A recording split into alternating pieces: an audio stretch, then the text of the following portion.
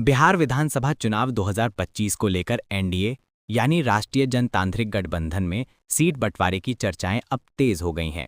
इसी बीच राष्ट्रवादी लोक समता पार्टी यानी आरएलएसपी के प्रमुख उपेंद्र कुशवाहा ने एनडीए गठबंधन से 24 विधानसभा सीटों की मांग कर दी है।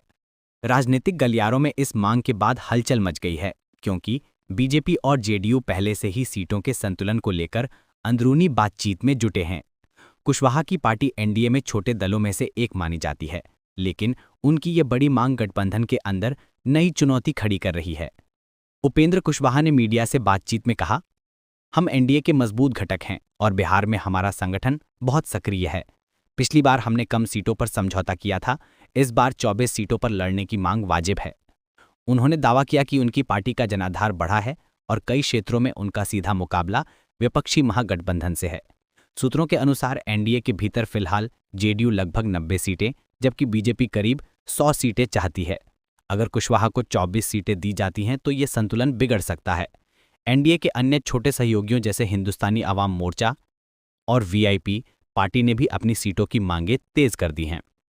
राजद के प्रवक्ता ने कहा, एनडीए के अंदरूनी झगड़े ये साबित करते हैं कि बिहार में उनके बीच कोई एकता नहीं है। जनता सब देख रही है और जवाब देगी।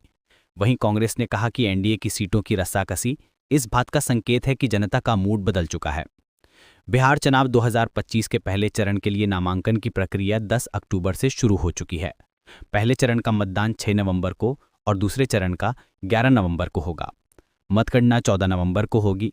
उपेंद्र कुशवाहा ने एनडीए से 24 सीटों की मांग की। बीजेपी जेडीयू में सीट बंटवारे पर चर्चा जारी। विपक्ष ने इसे एनडीए की अंदरूनी कलह बताया। पहले चरण की वोटिंग 6 नवंबर को होगी। अगर ये न्यूज़ अच्छा लगे तो लाइक, सब्सक्राइब, कमेंट, शेयर ज़रूर करें और बेल आइकन दबाना ना भूलिएगा, क्योंकि सबसे पहले नोटिफिकेशन आपके पास जाएगा। धन्यवाद।